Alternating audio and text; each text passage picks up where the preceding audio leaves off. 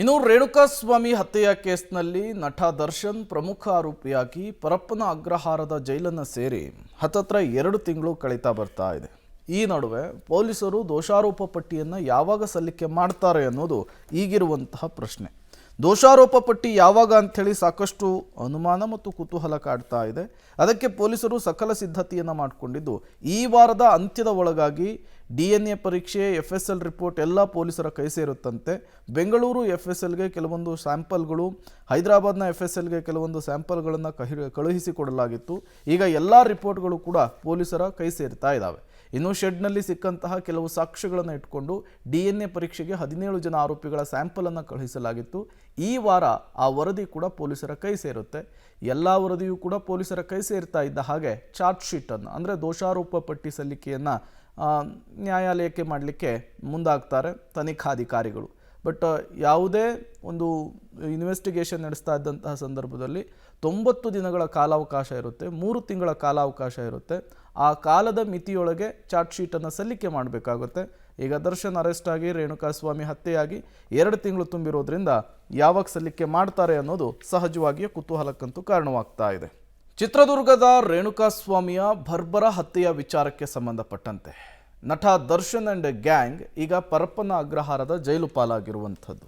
ಈ ಬೆನ್ನಲ್ಲೇ ಪೊಲೀಸರ ಇನ್ವೆಸ್ಟಿಗೇಷನ್ ಮತ್ತಷ್ಟು ಡೆಪ್ತ್ ಆಗಿ ಹೋಗ್ತಾ ಇದೆ, ಮತ್ತಷ್ಟು ಚುರುಕಾಗ್ತಾ ಇದೆ.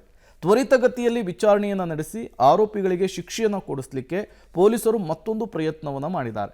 ಪ್ರಕರಣದ ವಿಚಾರಣೆಗೆ ಫಾಸ್ಟ್ ಟ್ರ್ಯಾಕ್ ಕೋರ್ಟ್ ಅಥವಾ ಸ್ಪೆಷಲ್ ಕೋರ್ಟ್ ಒದಗಿಸುವಂತೆ ಸರ್ಕಾರದ ಬಳಿ ನಗರ ಪೊಲೀಸರು ಮನವಿಯನ್ನು ಮಾಡಿಕೊಂಡಿದ್ದಾರೆ. ಇನ್ವೆಸ್ಟಿಗೇಷನ್ ಪೂರ್ಣಗೊಂಡು ದೋಷಾರೋಪ ಪಟ್ಟಿ ಸಲ್ಲಿಕೆಯ ಬಳಿಕ ಸ್ಪೆಷಲ್ ಕೋರ್ಟ್ ಸ್ಥಾಪನೆಯ ಬಗ್ಗೆಯೂ ಕೂಡ ನಿರ್ಧಾರ ಮಾಡುವಂತಹ ಸಾಧ್ಯತೆ ಇದೆ. ಹಾಗಾದರೆ ಯಾವ ರೀತಿ ಈ ಅಸ್ತ್ರ ವರ್ಕ್ ಆಗುತ್ತೆ, ಪೊಲೀಸರು ಏನೆಲ್ಲ ಪ್ಲಾನ್ ಹಾಕ್ಕೊಂಡಿದ್ದಾರೆ ನೋಡ್ತಾ ಹೋಗೋಣ. ಡಿ ಗ್ಯಾಂಗ್ನಿಂದ ರೇಣುಕಾಸ್ವಾಮಿ ಕೊಲೆ ಪ್ರಕರಣ 2 ತಿಂಗಳಾಯಿತು ಹತ್ಯೆಯಾಗಿ. ಡಿ ಗ್ಯಾಂಗ್ ವಿರುದ್ಧ ಈಗ ಹೊಸ ಪ್ರಯೋಗಕ್ಕೆ ಪೊಲೀಸರು ಮುಂದಾಗ್ತಾ ಇದ್ದಾರೆ. ಒಂದು ಕಡೆ ಸಾಕ್ಷಿ ಮತ್ತು ಸಾಕ್ಷ್ಯಗಳ ಸಂಗ್ರಹ ಜಾಸ್ತಿ ಆಗ್ತಾ ಇದೆ. FSL DNA ರಿಪೋರ್ಟ್ಗಳನ್ನು ಕೂಡ ಕಲೆಕ್ಟ್ ಮಾಡಿಕೊಂಡಿದ್ದಾರೆ. ಈಗ ತ್ವರಿತ ವಿಚಾರಣೆಯನ್ನು ನಡೆಸಿ ಶಿಕ್ಷೆಯನ್ನು ಕೊಡಿಸಲಿಕ್ಕೆ ಮತ್ತೊಂದು ಹೊಸ ಹೆಜ್ಜೆಯನ್ನು ಪೊಲೀಸರು ಇಟ್ಟಿರುವಂಥದ್ದು. ಕೊಲೆ ಕೇಸ್ ವಿಚಾರಣೆಗೆ ಪ್ರತ್ಯೇಕ ಕೋರ್ಟ್ಗೆ ಮನವಿಯನ್ನು ಮಾಡಿಕೊಳ್ಳುವುದಕ್ಕೆ ತನಿಖಾಧಿಕಾರಿಗಳು ಮುಂದಾಗ್ತಿದ್ದಾರಂತೆ. ಸ್ಪೆಷಲ್ ಕೋರ್ಟ್ ಒದಗಿಸುವಂತೆ ಮನವಿಯನ್ನು ಮಾಡಿಕೊಳ್ಳುವಂತಹ ಸಾಧ್ಯತೆ ಕೂಡ ಹೆಚ್ಚಿದೆ. ರಾಜ್ಯ ಸರ್ಕಾರದ ಬಳಿ ನಗರ ಪೊಲೀಸರು ಈ ಕುರಿತಂತೆ ಮನವಿಯನ್ನು ಕೂಡ ಮಾಡಿಕೊಂಡಿದ್ದಾರೆ.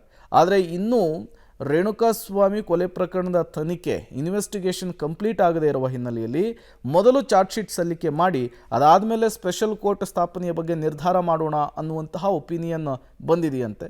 ಈ ಬಗ್ಗೆ ಇನ್ನೇನು ಕೆಲವೇ ದಿನಗಳಲ್ಲಿ ನಿರ್ಧಾರ ಕೂಡ ಪ್ರಕಟವಾಗುವಂತಹ ಸಾಧ್ಯತೆ ಇದೆ.